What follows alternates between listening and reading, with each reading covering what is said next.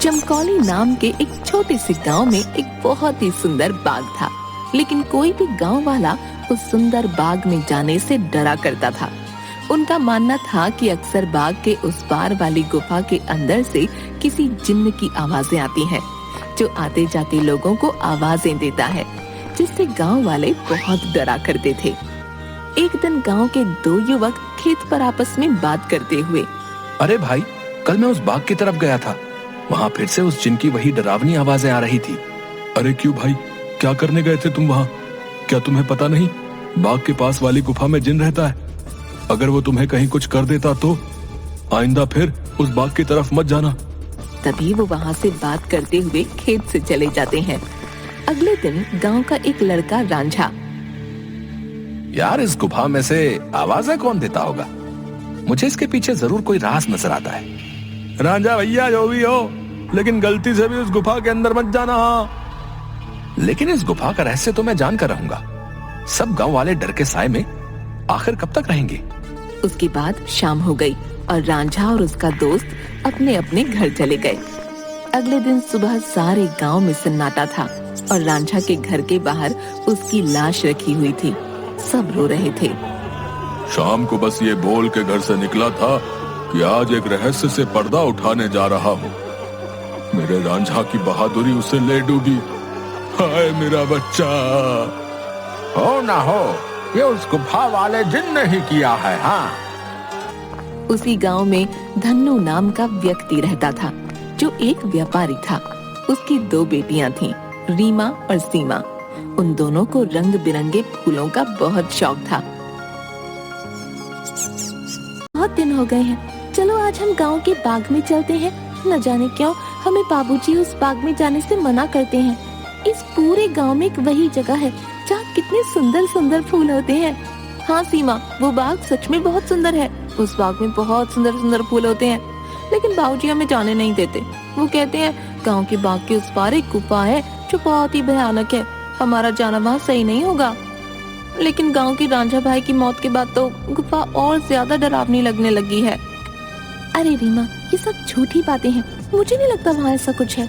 और वैसे भी गांव वालों ने उस जिन्न को देखा नहीं, बस उसकी आवाज ही सुनी है। अगर सच में वहाँ कोई जिन्न होता तो क्या गांव वालों के सामने नहीं आता? हाँ, बोल तो सही रही हो सीमा, मुझे भी लगता है कि वहाँ कुछ नहीं है। चलो ठीक है, हम दोनों कल ही बाग में जाएंगे और हो सके तो क्या पता रांझा भाई की मौत का राज भी पता चल जाए। हाँ, कुछ नहीं है, वहाँ हम दोनों सुबह चलेंगे, तब तुम खुद ही देख लेना। लेकिन बाबूजी हमें नहीं जाने देंगे सीमा। कल बाबूजी सुबह किसी काम से शहर जाएंगे, उनके जाते ही हम दोनों बाग में जाएंगे। रीमा अपना सिर हिलाती हुई ठीक है। इसके बाद दोनों बहनें अपने कमरे में जाकर सो जाती हैं। अगली सुबह, देखो मेरी प्यारी बेटियों, मैं किसी काम से शहर जा रहा हूँ। तुम दोनों अपना ख्याल रखना और उस बाग में फूल तोड़ने मत जाना। वो जगह अच्छी नहीं है, कोई भी गांव वाला वहाँ नहीं जाता। पता है ना, रांझा भी वहीं जाने से मारा गया था। हम दोनों बहनें उस बाग में नहीं जाएंगी। इसके बाद धन्नू वहाँ से चला जाता है।